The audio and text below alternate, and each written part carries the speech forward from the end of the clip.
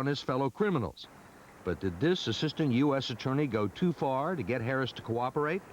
One day I would bring my common-law wife down there and we would have sex, and the next day I would perhaps bring my girlfriend down there and have sex. That's the kind of incentive that could not only get a guy to rat on his friends, it could also get a federal prosecutor in a lot of trouble. I'm Mike Wallace. I'm Morley Safer. I'm Ed Bradley. I'm Steve Proft. I'm Leslie Stahl. Those stories and Andy Rooney tonight on 60 Minutes. Trust something and know it'll come through for you. That's everything. One of the things we focused on with the new DeVille Concours was making it reliable. We designed the North Star system so that if it ever lost all of its engine coolant, you'd still be able to drive a DeVille Concours up to 50 miles to safety, even in desert heat. You may never need it, but it'll be there for you. There's a car company that cares enough to give you this kind of dependability. That's my company, Cadillac. Is a cat's urinary tract health important?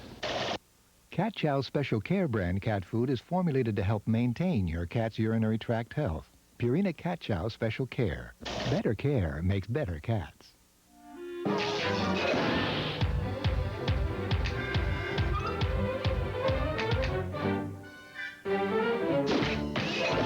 Still going.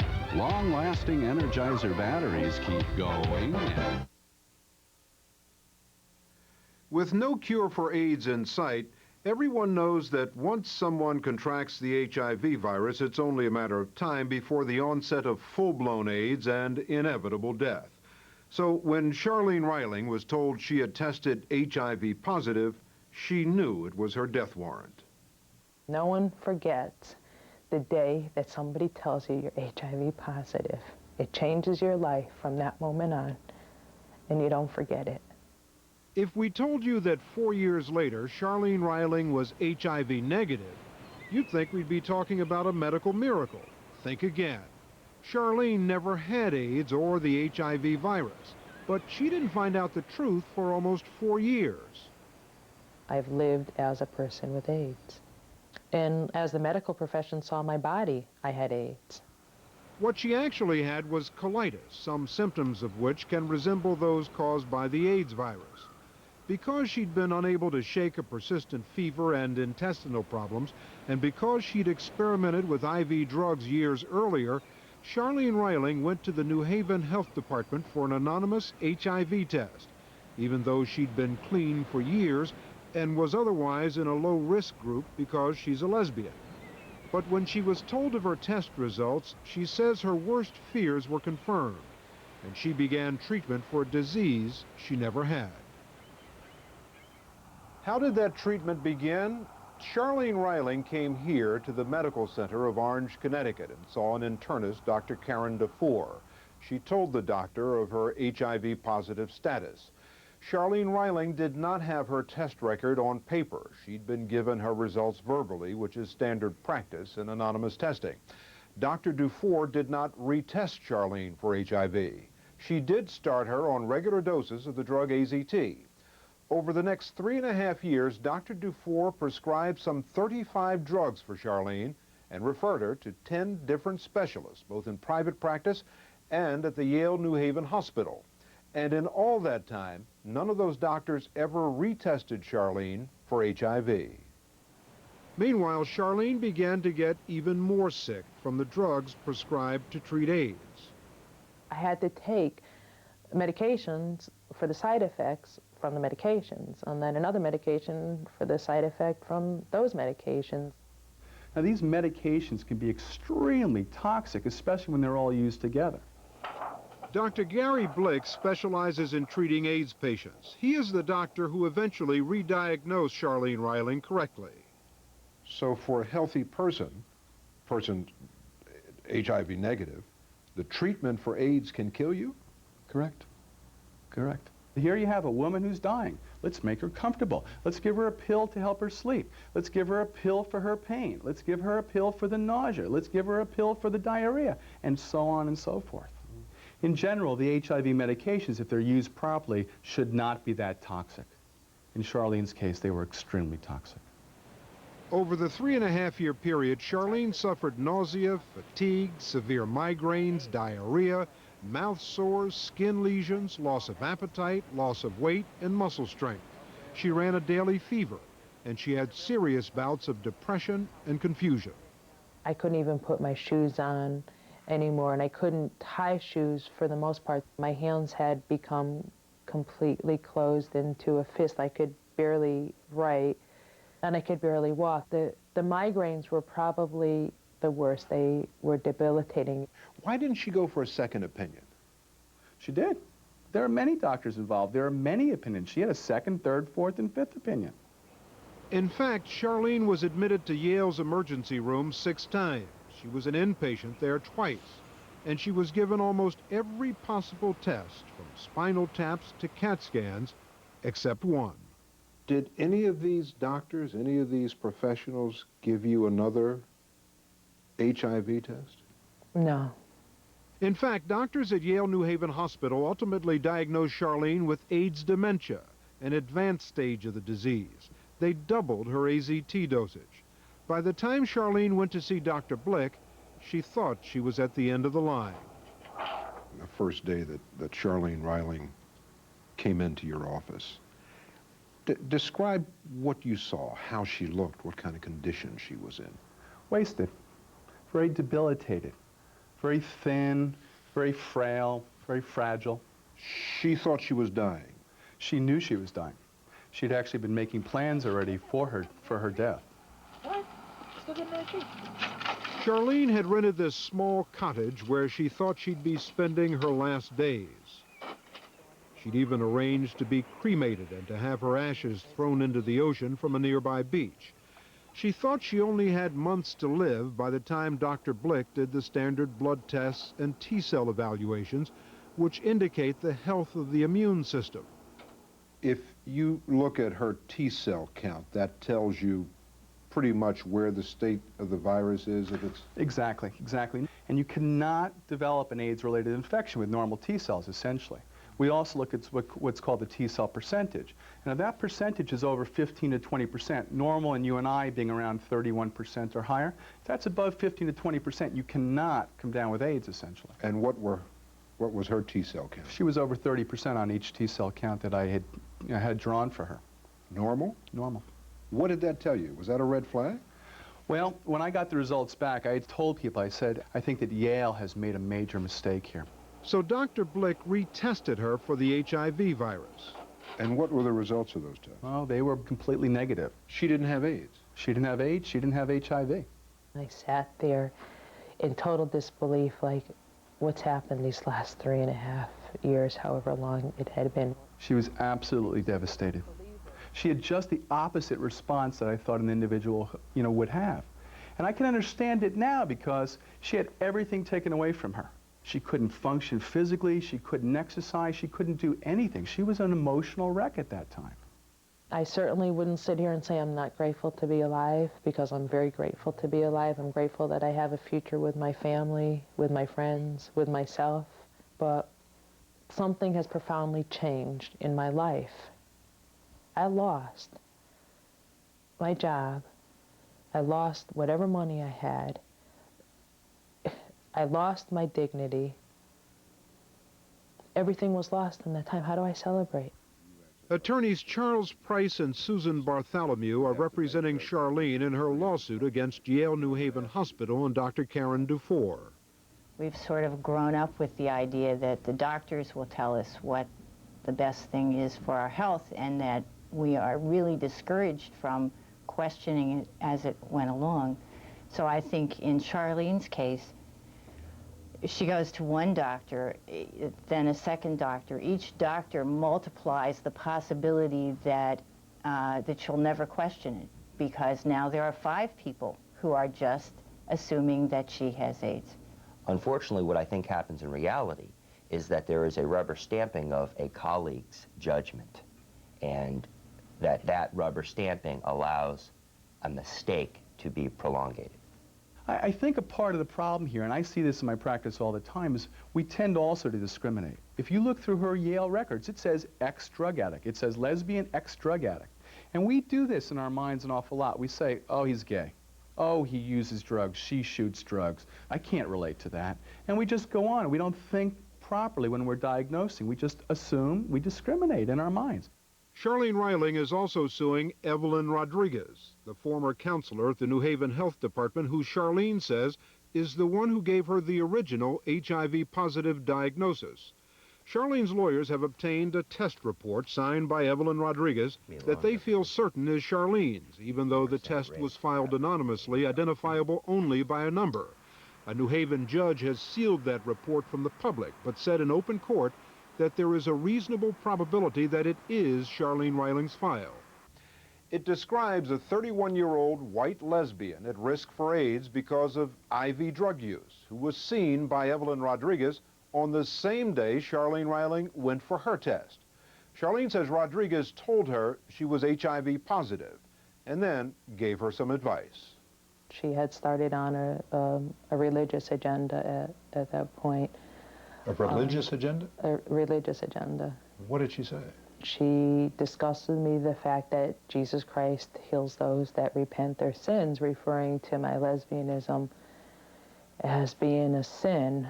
And it went on, so by healing my lesbianism, I could then be cured of my AIDS. You know, I just sat there kind of stunned. Charlene Reiling's lawyers say that perhaps the most stunning aspect of this story is the HIV results on the lab report. It says the patient tested HIV negative. Charlene Reiling and her lawyers believe that she was intentionally misinformed by Evelyn Rodriguez. They say Rodriguez wanted to get Charlene Reiling to join a religious organization called Hope Ministries, which claims to help homosexuals overcome their gay lifestyle. A notation on the test report does say that the patient will be going to Hope Ministries. Attorney Miguel Rios represents Evelyn Rodriguez. Well, first of all, we don't know whether the file that you are speaking of, and I have seen that document, whether that actually pertains to Charlene Reiling. We are not. So you're saying it might that. be someone other than Charlene Reiling? It may be someone than Charlene Reiling. How likely is it in an organization, an agency that deals primarily with black and Hispanic clients, that someone walks in the door on the same day who's a 31-year-old white female lesbian who was an IV drug user and who was referred to Hope Ministries? It is possible that it is her document. This document clearly states that she tested negative for the HIV virus. Charlene Reiling says that Evelyn Rodriguez, your client, told her she was positive. If the document says that this individual tested negative, then you can be sure that Ms. Rodriguez told her that she had tested negative. And since we are talking about that document, if you look at the document, you will see that very clearly it states that Ms. Charlene Reiling was told that she was HIV negative. So if Charlene Reiling says that Evelyn Rodriguez told her that she was HIV positive, then she's lying? She's either lying or she's delusional. One or the other. Would it make sense to you that someone who was a recovering drug user, who had been clean for 4 years, would then say that I'm HIV positive and take all of these drugs that would leave her at death's door? Does that make sense? Would it make sense that Evelyn Rodriguez, a totally professional woman with a master's degree from Yale University in Public Health Administration, who has counseled hundreds and hundreds of clients without incident, would suddenly lie to someone about the results of a test, thereby putting her career in jeopardy? Does that make sense? Did Evelyn Rodriguez refer Charlene Reiling to the Hope Ministries? She did not. Did she suggest to Charlene Reiling that perhaps maybe she should go to Hope Ministries, that might help her? Well, if the scenario is that the person wanted help, that the person was dissatisfied with the gay lifestyle, that the person was spiritual, that the person wanted to do something about it, then it's possible that she might have been informed as to Hope Ministries, which deals specifically with that type of individual. I never went. I had no doubt about who I was and who I am, and I still don't question it to this day. I'm a human being named Charlene Reiling who happens to be a lesbian. It's been 2.5 years since Charlene found out about the misdiagnosis. She is still out of work and is not yet back to full strength. I just thought I did everything that I was supposed to do and just followed all the steps. They're doctors. We don't question doctors. But I do now. Charlene Reiling's physician, Dr. Karen Dufour, and representatives of Yale New Haven Hospital refused to talk to us. In court documents, they have denied Charlene's allegations. The New Haven Health Department, where Evelyn Rodriguez worked, also refused an interview, but gave us a written statement saying in part that since the inception of the HIV counseling and testing program, the health department has demonstrated exemplary standards of operation.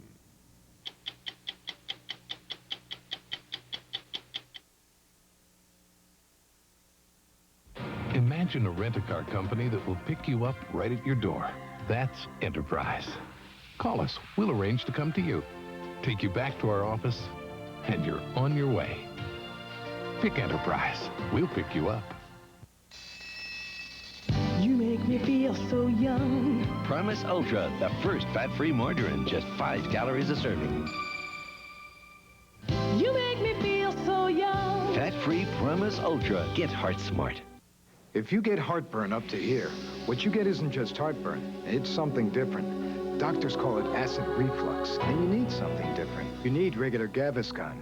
Only Gaviscon forms a protective barrier that helps keep stomach acid down, where it belongs. Mylanta can't do this. Regular Maalox can't do this. Gaviscon is the only medicine you can buy without a prescription that can do this. So, to help relieve acid reflux pain, get Gaviscon. It's different from here, all the way to here. What's my New Year's resolution? I resolve to eat more pepperoni pizza. I will eat a bowl of cappuccino chocolate chunk every night. I love it. My plan? Never say no to a cream sauce. Here's a resolution for you. 2 words, extra gravy. Devote myself to peace, love, and burritos. Maybe not in that order, though. This is my year for meatloaf. With healthy choice, I'll eat what I like. Meatloaf rules! Thursday, Eye to Eye. Terry wanted to lose weight. What she lost was her life. I knew she was dead. Her family blames her diet pills. How safe are they? It is possible to have severe life-threatening reactions after just taking one diet pill. Eye to Eye, Thursday. And then, welcome to the real ER. He was a 4-year-old. He was struck by a car. It's a real life or death drama. The patient could die in a matter of minutes. See Real Heroes, 48 hours on a new night, Thursday. In a few weeks, Paul Newman will be, sit down, you will not believe this, 70 years old. Paul Newman, a septuagenarian. And after 52 movies, he still has doubts he was ever any good as an actor. He says it was all just luck. Luck? Luck. Newman says his fame rests not on his acting abilities, but on his looks. What about when you're being interviewed and the interviewer says, "Oh, I love your blue eyes"? I could puke. Well, mostly because, as I say, that has, it's not an accomplishment. As he looks back on a dazzling 40-year career as a movie star, Paul Newman doesn't sound like a man proud of what he's accomplished. And he gets irritated because wherever he goes, fans expect Cool Hand Luke or HUD. I don't like setting passes. Really ease into it, then. There's another one coming up on your right. But that doesn't have anything to do with me. That has something to do with some kind of celluloid image that's been growing like some gigantic mushroom over the last 40 years. More than that, he's even lost respect for acting. I wonder where the artistry is and the intensity of it is compared to physics and mathematics and astronomy. If you really felt this way all through this career, which has been quite exceptional, why didn't you just throw it away and go do something else that you would respect more? Because I don't know that there was anything else that I could do. Why do you always downplay your great talent as an actor? You always do this. Because I know too many very, very gifted people who never get a chance to be seen. Not being seen was never his problem. 36 years ago, he was showcased by Edward R. Murrow on Person to Person. Newman and Joanne Woodward were newlyweds. He didn't remember being on the program until we showed it to him. I was 33 then. Well, we live in what I call an age of conformity, where you have to travel with the herd. And if you don't travel with the herd, and if you don't say yes to that little man who's leading the pack, why, you're branded as a rebel. I am trying desperately, I hope, to be an individual. I don't know that guy. I have no memory of the way he... I'm delighted that he, I don't even... Who is that guy? Who is that guy? Well, one thing we learned from this is that he's an honest man. Esto es un robo. Robert Redford has known Newman for 25 years, ever since Butch Cassidy and the Sundance Kid. Manos arriba. They got him up. Skip on down. He's gotten to a place, you know, a really enviable place in his life where he's just relaxed and centered, and I know when none of that was true. Redford and Newman are friends who've let it be known they want to do another picture together. So why haven't they? Want to hear what I heard? What? The reason that you can't find a script is because neither one of you is willing to lose the girl. Oh, I don't care about that. No, he can have the girl. It's okay. Doesn't make any difference to me. I'm generous. No, I'm a generous guy. The problem is that we've done two, I think, extraordinary films, Butch Cassidy and The Sting. And to try to equal, you're not going to do anything of lesser consequence than those two films. And to try to find something equal every year becomes more difficult and more difficult. Paul Newman was born in Cleveland in 1925 to a Catholic mother and Jewish father who looked down on acting. Still, at Kenyon College in Ohio, Newman tried out for a play after a barroom brawl got him tossed off the football team. From Kenyon, he went to Yale Drama School and then to New York, where he won a spot for himself at the Actors Studio. In New York, he met a young actress, Joanne Woodward, and fell in love. Hey, don't do that. Why not? But at the time, Newman was a married man with 3 young children. So it was a scandal in 1958 when he divorced his wife and married the other woman. And maybe, just maybe, you might be safe from me. They've made 12 movies together, raised 3 daughters, and stayed together for 36 years. Is this the thing you're proudest of, that you lasted? I don't think in my heart I ever thought that we wouldn't. She may have had other ideas, but I don't think I did. During our interview at their home in Connecticut, Woodward appeared, and we asked her to come over and talk to us, but she turned us down. Newman admits their marriage did have some shaky moments. I remember I said, I'm out of here. And finally, about 45 minutes later, I was forced to ring the front doorbell.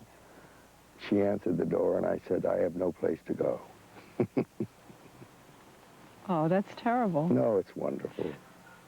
Yeah, but if you really want to be angry at someone and you have to come back in 45 minutes, that's what made it wonderful. Here's a quote from her. It wasn't easy living with Sam Superstar. Oh, I think Sam Superstar was pretty easy. It was me that was hard. One reason, alcohol. You drink too much? I don't drink too much now.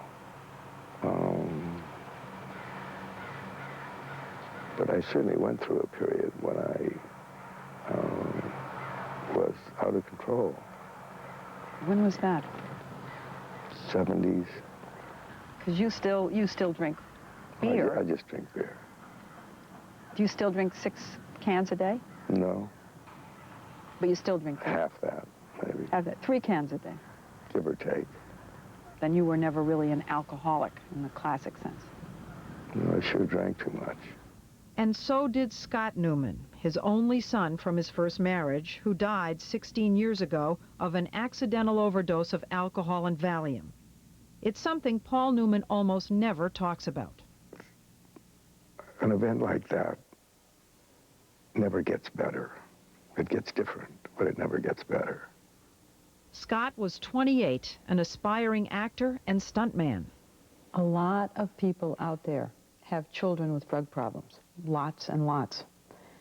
And they get baffled themselves as to how did this happen. Aren't there things that you've come to understand that other people can benefit from? No, I think every situation is really so different. A lot of nice families end up with kids. But it isn't nice families. It's the recognition of what's happening. And as I say, I've always been a risk taker. Terrible. Volunteer. Nuts. So I expect that to be kind of normal. That's just part of getting through the day. And at some point, you've got to recognize that someone is in danger. This goes without saying, but there can't be anything worse than losing a child. There just can't be. Anything. That will come to completion, will come full circle somehow. It is not yet, but it will. After his son died, Newman became philanthropic, one of the most philanthropic actors ever. Among other things, he built the Hole-in-the-Wall Gang camp in rural Connecticut, where kids with leukemia and AIDS come free in the summer. Looks just like a Hollywood set out there. Looks like a cowboy town. Yeah, that's what I wanted it to be, to have its own romance. And how old are the kids? 7 to 17. So they come here and, I don't know, one of the few times in their lives they feel like all the other kids, because they are like all the other kids. And they can behave like other kids, too. And it doesn't look like a hospital. No, I'll say that. It doesn't look anything like a hospital. The money for the camp comes from the food business he started 12 years ago on a lark. Now he not only makes, but promotes Newman's own salad dressing, spaghetti sauce, and popcorn, with all the proceeds going to charity. This recipe is topped off with a mixture of Newman's Own, light Italian dressing, and Newman's Own. And you get no cut? I get no cut. Zero. Zip. How much does that company make now a year? Roughly. I think last year we grossed about $55 million. $55 million? Better than my last flick. And where else would you expect to find a risk taker but in a race car? People say, well, why did you start racing cars? Because I couldn't dance. Because I couldn't play tennis. Because I tried to ski. I tried to box. I tried to be a jock. I tried to play football, wrestle. I did all of those things badly. And the first thing that I ever did gracefully in my life was in a car. No one is going to believe that you can't do things well. Well, ask Redford about my skiing. It's a suicide crouch. It has nothing to do with grace. He attributes everything to Newman's luck, as if he had nothing to do with his career, that his stardom is just because he's good looking. That's all. You think he's good looking? Frankly? Yeah. The truth is, I think it's admirable that he sees himself in that context of not being that good. But he is good, and he's gotten better through the years. The reason that I can't look at the stuff that I did 15 years ago or 10 years ago is that I saw the actor working and working too hard, and I don't have to do that anymore. No. He's comfortable with acting now, and it shows in Nobody's Fool, his latest movie. Do you still bet on that horse race of yours? What's the trifecta? Yes. Has it ever come in? Not yet. But you still bet on it? Well, sure. I mean, the odds have got to kick in sooner or later. Fine. That's exactly the way I feel about you. Now, will you please drive me home? So guess how old he is. Guess? Guess. Do you know? I don't. Oh, so guess how old he is. Yeah, but what, 62? Oh, my God. We're talking 80s, huh? Are you having any trouble at all turning 70? Is this going to be one of those bad years? Well, I don't think so.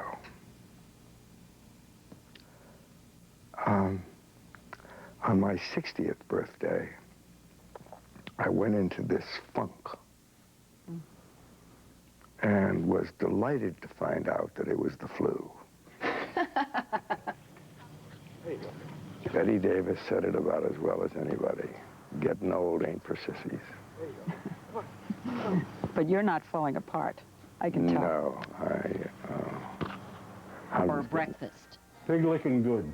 Meet America's hottest political parents, Kathleen Gingrich and husband Bob, an old-fashioned tobacco-chewing guy. Sits right there and does these crossword puzzles. And I watch TV and drink my coffee and have my cigarettes. Ours is a steady routine. You can count on it. Hello, Mr. Gingrich. Yes. You actually made this Yeah, yourself. I knew you were coming, so I baked a cake. You have a nickname for your son. He is the first Republican Speaker of the House in 40 years and perhaps the most powerful Republican in the nation. Nudie. He was nudie as a little boy. I'm not going to change. I mean, he's nudie. Does he mind that you call him Nudie? He's never said anything about it. Really? Mm-hmm. Even now? Even now. I mean, he's over 50. He's 51. Literally think of myself as a revolutionary. You've seen his face and heard his message. Human beings are being devoured by the welfare system. Foster homes, boarding schools, privatization rather than government bureaucracy. The Great Society was wrong. The counterculture was weird. And they Newt knows you're talking to us, right? Oh, yes. He approved of it. Some people out there would say, he just wants the two of you to talk to us and talk to the American people because he wants everybody to know he's just a homespun kind of guy. No, he's not homespun. I mean, he's not going to put on bib overalls and chew on a piece of straw. He's too sophisticated to be homespun.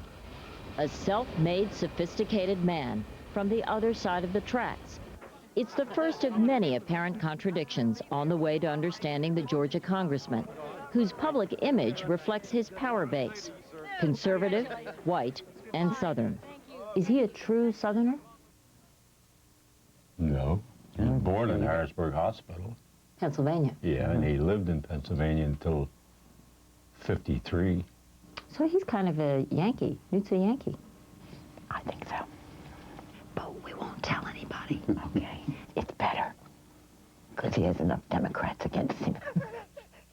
In September 1942, 16-year-old Kathleen married a 19-year-old mechanic named Newton McPherson. Well, it wasn't much of a marriage. We were married on a Saturday, and I left him on a Tuesday. He was a bit abusive. I couldn't get him up to go to work, and he hit me. The only good thing that came out of it was Nudie. Alone, the teenage mother took a job as a mechanic at a local airport and moved back in with her mother. Soon after, she met Bob Gingrich, a young railroad man, and Nudie McPherson was on his way to becoming a Gingrich. You adopted him? Oh, yes. The young family moved into a small apartment over a gas station in Hummelstown, Pennsylvania. He grew up happy. What did you think he was going to become? I wasn't really sure. Curator of a zoo. Curator of a zoo? That would be right up Nudie's alley. Why? He loves animals. When you have a cocaine-selling, check-bouncing, big spending, left-wing petty dictatorship in the Democratic leadership, you have to be prepared to define who you are. We know who they are. Where did he get that toughness? Maybe from observing me. I didn't say, hey, Newt, be tough. I was kind of tough. I mellowed a lot. I don't know whether you noticed it. Mrs. Gingrich, tell me about your son as a child. Was he talkative? He's never stopped. Never. I tell the tale where I used to wash the dishes and he'd dry, and he'd talk to me. And really, he took me around the world. He took you around the world through just talking to you? Just talking to me. Soon the curious little boy would become a big brother to 3 sisters, Susan, Rob, and later Candace. A lot of big brothers pick on their little sisters. Did he pick on you? Did he? I don't remember. Yes, yes. You would call him Noodle Soup. You would call him Fig Newton. You would run through the house chasing each other. He really entertained. He did Red Skelton and Jerry Lewis imitations. He always thought of fun games to play, like war or Army. Like war? War, Yes, Army. yeah. War was big. I came home for World War II. Everybody was a hero. Bob Gingrich dealt in war, too, but not as a game. He became a career soldier. He took his son to a famous World War I battlefield. That may have been the event that propelled Newt Gingrich into politics. We went to Verdun. There were 2 battles at Verdun, both of them very, very bloody. At that time, he decided that he would do all he could to see that this never happened again. And one of the ways he could help to see that it never happened again was to go into politics. The Army had moved the family to Georgia in 1960. Gingrich would marry and work as a college professor. The son of a soldier then chose to fight his battle in Congress. People of the district, they have a congressman who does represent folks who work for a living and worry about paying their grocery bills. By 1978, on his 3rd try, he would be elected. He ran on a then little-known platform, family values. Unfortunately, his own family took a dim view of the wife Newt had chosen for himself. Well, I never really thought that she was the woman for Newt. Jackie Batley had been Newt Gingrich's high school math teacher and was 7 years older than him. How did you feel about that? Unhappy. There were great hopes for Nudie, great hopes. Why didn't you go to the wedding? Because Bob would not go. He said, I'll take you to the church and I'll wait and I'll bring you home, but I'm not going. I was not going to condone it by my presence. By 1980, Bob Gingrich would be proved right, and Newt Gingrich divorced his first wife. This was after 19 years of being married. And I was just shook. And he said it was either that or he was going to have a nervous breakdown. Did he tell you why he was getting a divorce? Yes. And I'm not going to tell you. But one thing we do know, at the time of the divorce, Jackie Gingrich was battling uterine cancer. It is what Newt reportedly did as Jackie lay in her hospital room recovering from major surgery that haunts him to this day. Georgia columnist and sometime Gingrich critic Bill Schiff. He did go in and inform her in her hospital bed that he was, they were calling it a day, they were separating. According to a friend at the time, Newt said he was divorcing Jackie because she wasn't young enough or pretty enough to be the wife of a president, and besides, she has cancer. That doesn't sound like Nudie at all. I don't think he'd ever say anything like that. And then there would be this, in 1984, a speech on the House floor railing against the Democrats. It's the lowest thing that I've ever seen in my 32 years in Congress. Gingrich had been speaking to an empty House. Then Speaker Tip O'Neill ordered the C-SPAN cameras to pan the room. And I think it was brilliant. I mean, there was that opportunity to get national coverage, and nobody ever thought of it before he did. But he was talking to an empty chamber, Certainly. Mr. Gingrich. TV was made for Nudie. It is impossible to maintain civilization with 12-year-olds having babies, with 15-year-olds killing each other, with 17-year-olds I think the real Newt Gingrich at core is a revolutionary and a bomb thrower. If Republicans had been in charge in Washington, if they had held the Congress and the White House, Newt Gingrich would have been a Democrat. I don't believe that. I don't think that he would scrap his principles for political gain. He hasn't yet. These are some of the things that are said about your son. A very dangerous man. No. Visionary. Yeah. Bomb-throwing guerrilla warrior. No. Abrasive. That could be. Especially if you don't like him. Yeah. Then he becomes very abrasive. Yeah, but who doesn't like him? Yeah, right. Which brings us back to the battlefield. It's shaping up as the political heavyweight title fight, and it's expected to run 2 bruising years. Do you think that Bill Clinton and Newt Gingrich can ever become friends? I don't think so. Mrs. Gingrich? I don't think so either. What does Newt tell you about President Clinton? The only thing he ever told me that he's smart, that he's an intelligent man, and he's not very practical, but he is intelligent.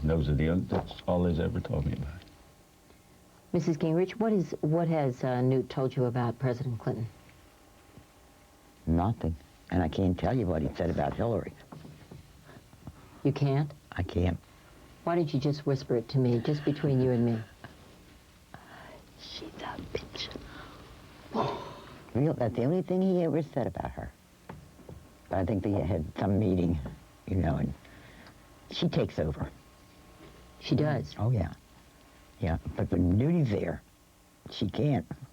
There's another, perhaps unexpected twist to Newt Gingrich's story. His 28-year-old sister, Candace. Yes, I'm a lesbian. Do you think that your brother Newt is embarrassed that you are gay? He's probably more embarrassed that I'm a Democrat, if anything. If you could vote in an election in which Newt Gingrich was running, would you vote for him? I'm unsure. I would not emphatically say yes. Probably not. Probably not. No, you're right, Connie. I would probably not vote for him. I can see the headlines. I know. I feel overwhelmed in every way, overwhelmed by all the Newt Georgians Gingrich that will came out. probably be dominating the headlines for some time to come. He begins his new job with his new wife, Marianne, by his side, and the support of his 2 daughters from his first marriage. Will the gentleman from Georgia please raise his right hand? This is what he wanted. He wanted to be Speaker. Doesn't want to be the President. States against all enemies, foreign and domestic. My mom and my dad are here. They're right up there, Bob and Kit Gingrich, and I'm so delighted that they're both able to be here. I can't say how much I learned from my dad in his years of serving in the U.S. Army and how much I learned from my mother, who's clearly my most enthusiastic cheerleader. He wanted to be Speaker of the House. He became Speaker of the House. Oh, yes. Chalk up one more victory for Newt Gingrich. Remember the little boy who wanted to be a zookeeper?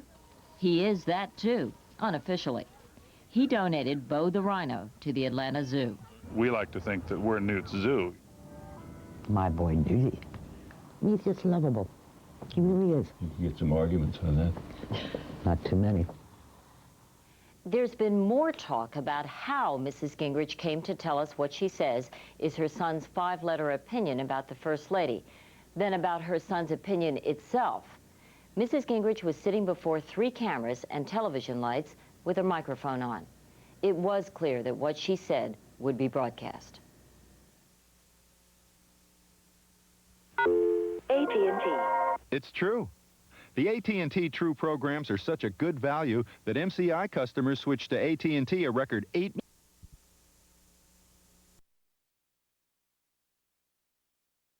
Every single police officer or agent who guarded these guys and prosecutor was that there was no sexual contact whatsoever. One day I would bring my common-law wife down there and we would have sex, and the next day I would perhaps bring my girlfriend down there and have sex. This was an ongoing thing. How often did it happen? Anytime I wanted it to happen. Did Hogan know about this? Yes, Hogan knew. Nothing happened without Mr. Hogan's knowledge. It had to be approved by Mr. Hogan. How could he not know? We were working in a business office with trained professionals who devoted their lives to this kind of work, okay? And the last thing that they do is coddle killers. Period. But potentially the most serious question facing Hogan is whether he committed perjury, whether he knew back in 1989 that Harris had flunked that drug test. The answer is important because Hogan testified he didn't. You're saying he committed perjury? Exactly. Did you tell Bill Hogan that you flunked the drug test? Yes. That's not true. He never said that to me or to anybody else. I don't think Mr. Hogan would call me a liar. That's you truly don't want to use that word there, because if I'm a liar, then that means I lied about everything in 10 trials, okay? 8 federal and 2 state. So he would not do that.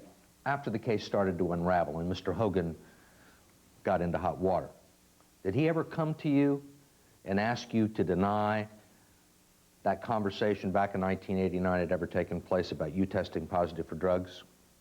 Yes. What did he say to you? Mr. Hogan told me to deny that he had any knowledge of it. Keep quiet, play along with everything. Henry, you got to stick with me on this one. My career's on the line. I say, remember me, man. Just remember me. I'm gonna do what you ask. And I got on the stand and I denied it. It should be pointed out that Harris has changed a number of his stories, including this one. And it should also be pointed out that he's unhappy with receiving a 30-year sentence after cooperating with the government. All these things I was exposed to. Now, do I supposed to tell these things? Do I supposed to reveal what goes on behind the United States Attorney's Office? No. You keep your mouth shut, you play along. Hell, that's what I was doing. But I didn't play along so much that I can't play along no more. There comes a time in a person's life when they're going to have to stand up. I stood up. And you could make the argument, Henry, that you will lie when it's in your interest to lie. I mean, that's what it looks like to me. It looks like you'll say anything somebody wants you to say under oath if you think it'll help you. If I was lying, I would be the only one saying these things. I'm not the only one that's saying these things. And he's not. One of Hogan's colleagues in the U.S. Attorney's Office, Lawrence Rosenthal, testified that he got a copy of a memo saying that Harris had flunked his drug test back in 1989 and that he brought it to Hogan's attention. Hogan says if that conversation took place, he doesn't remember it. And there are these memos from the Department of Alcohol, Tobacco, and Firearms. One, written by agents assigned to guard the El Rucan witnesses, complained that the witnesses were getting special privileges like phone calls, and they make mention of the pornographic videos. And this one, from the agent's supervisor, said the matter had been brought to Hogan's attention. Quote, Hogan was insistent that without the continued goodwill of the El Rucan witnesses, the government had no case. You're as close to this case as anybody. What do you think happened? I think there came a point when he decided that he would do whatever it took in order to convict these people. And if it meant lying to the court, lying to the jury, and lying to defense lawyers, he was prepared to do that. Do you think for his own personal gain or because he was trying to get what he considered to be some dangerous people off the streets? I have no idea whether it was one, the other, or a combination of the two. Does it make a difference? No. He did it. He did it.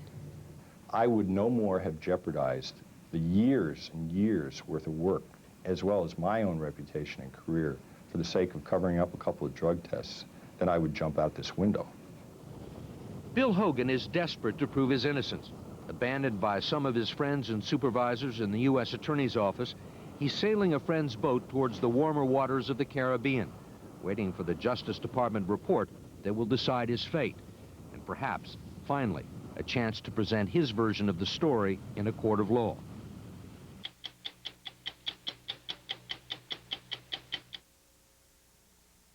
You should try Citracel. Citracel is different. All other powdered bulk fibers contain psyllium, a fiber source that ferments in your system and may initially cause gas and bloating. Citracel contains a unique fiber that's every bit as effective, but doesn't ferment, doesn't produce excess gas. If you've had problems with excess gas when you take a bulk fiber therapy, you should try Citracel. Citracel, effective relief without the gas.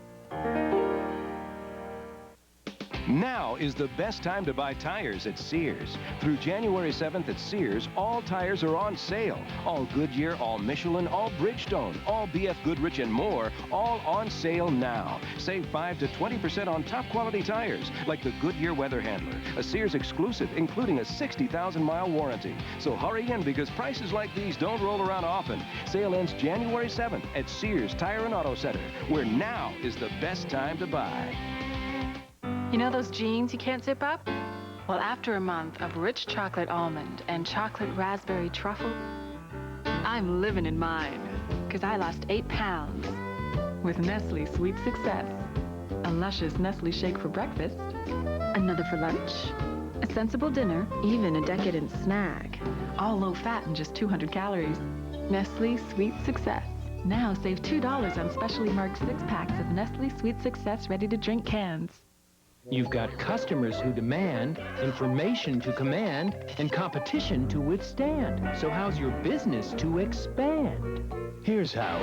Sprint Business introduces Real Solutions, a top-to-bottom action plan that shows where your business stands versus the competition and offers communication solutions to help your business grow. And it's all free. Call now for Real Solutions, 1-800-816-REAL, only from Sprint Business. Remember the movie The Russians Are Coming? The Russians Are Coming? Well, tonight, Andy Rooney presents The Republicans Are Here. The Republicans Are Here. And his version of how it happened. If you believe in democracy, you have to agree, even if you're a Democrat and a sore loser, that the American people have spoken, and what they've said is they want more of the things Republicans stand for and less of the things Democrats stand for. The question, of course, is, what are they? I've tried to work it out on a chart here. Okay, this is the way I set it up. Republicans for or against, Democrats for or against. There they are. Welfare, Republicans are against it, Democrats are for it. Abortion, again, Republicans are against it, Democrats are for it. Guns, Republicans are for them, Democrats are against them. Foreign aid, Republicans are against, Democrats for. Foreign trade, Republicans are for that, Democrats are against it. Unions, of course, Republicans are against them, Democrats are for them. Big business, Republicans for, Democrats against. Big government, Republicans against, Democrats for. And crime, of course, they're both against crime. And the death penalty, Republicans are for it, Democrats against it. That's pretty broad, of course. You'd have to allow for exceptions. But if you were explaining the two parties to a foreigner, they'd get a rough idea if you showed them that chart. It's strange what happened in this last election. For a long time, Republicans were rich people in favor of big business. They said that if we all grab as much as we can get for ourselves, it ends up best for everyone, including poor people. In other words, Republicans made a virtue out of greed. Blue-collar workers and low-level office workers, on the other hand, were always Democrats. They voted for Franklin Delano Roosevelt years ago, and the government got 10 times bigger doing things people used to do for themselves. Before Roosevelt, the government just delivered the mail and fought our wars. Republicans hated FDR, and they said big government would make things worse because no one would work as hard if they could get it without working. Liberal Democrats were nicer people. They wanted the government to help the poor, but they were dreamers too, and what they hoped would happen didn't happen. Under the Democrats, strangely enough, things got better for Republicans. Big government worked well for big business, but worse for Democrats, so a lot of Democrats became Republicans. So on Election Day last month, working people joined company presidents and voted the Democrats out of power in Washington. Or quite possibly I'm wrong, of course. I'm Morley Safer. We'll be back next week with another edition of 60 Minutes. And Happy New Year to everyone.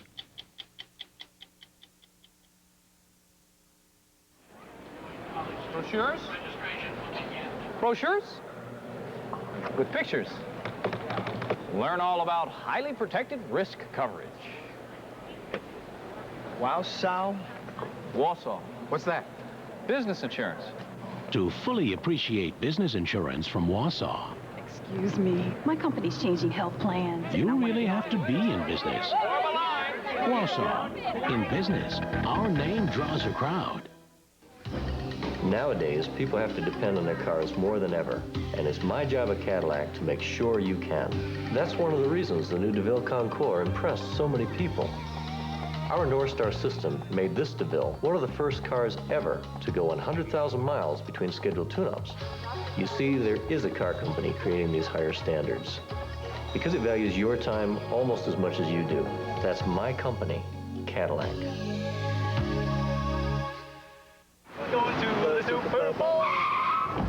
Boy, that McDonald's Egg McMuffin sure smells good. 95 cents, please. Yeah, we know. 95 cents for the breakfast bargain. Farm fresh egg, Canadian style bacon. Look, just give me 95 cents. No. You keep yours. We'll get our own there, Colonel Coin Collector. Break in 95 with McDonald's 95-cent Egg McMuffin, a hot, fresh Egg McMuffin, or a tempting Big Mac for just 95 cents. You don't understand. I need 95 cents. What does she need 95 cents for, Jerry? Yeah, she's already got an Egg McMuffin. Only through January, so hurry. What are we, a change machine? He had lost everything, but fate gave him a chance to be a father to an abandoned boy. Those are the only pie I ever had. Lou Gossett Jr., a father for Charlie, tonight. From the people who brought you Roseanne and Grace Under Fire comes the comedy critics give 3 stars. She just found out she's gonna be a grandma. Sassy, says TV Guide. Sybil has an edge, a style, and a genuine star. I've never gone out with a grandmother before. Well, you know what they say. Once you've had raisins, you never go back to grapes. Sybil premieres Monday after an all-new Murphy Brown. What about when you're being interviewed and the interviewer says, "Oh, I love your blue eyes." I could puke. Well, mostly because, as I say, it's not an accomplishment. CBS has a New Year's resolution that guarantees fun. Tomorrow, start the new year laughing when Sybil Shepherd premieres in her new show. Smart, sexy Sybil tomorrow after an all-new Murphy Brown as the new CBS Monday breaks the old rules of comedy. I don't like sudden passes. Really ease into it then. There's another one coming up on your right. But that doesn't have anything to do with me. That has something to do with some kind of celluloid image that's been growing like some gigantic mushroom over the last 40 years. For a transcript of this program, send $6 to Burrell's Transcripts, Box 7, Livingston, New Jersey, 07039. And to purchase video cassettes of tonight's stories, call 1-800-848-3256. Experience CBS News. Monday, the nanny dances into the new year on a date with Eric Estrada. You are muy bonita. Gracias. I don't think so. Then, hey, it's New Year's Eve and Dave's ready to party. I think I found what was clogging the toilet. My. New rules for a new Monday with the nanny in Dave's world. The rules say you can't plug the premiere of Double Rush in just 10 seconds. Not on my network. We say we just did. Double Rush. New show, new rules, Wednesday. This is CBS. I think Inside Edition does make a difference in their investigations. America is watching. And they're going to have investigative reporters that will just go far beyond anybody else. See why America is watching Inside Edition. Scams and dishonest people keep going out there. Join us at 7, right here on Channel 3. In the mood for a little friendly competition? Compare the American-made Mazda 626 with a Toyota Camry. The 95 626 is luxuriously appointed and equipped for safety. Mazda 626 also has a better basic warranty than Camry, all for over $1,300 less. Right now, the Mazda 626 is a sure shot with either 2.9% APR financing or get a great lease on a Mazda 626. Hurry, offer ends January 3rd. Sound Playground presents the 2-day New Year's Day sale. Sunday, New Year's Day.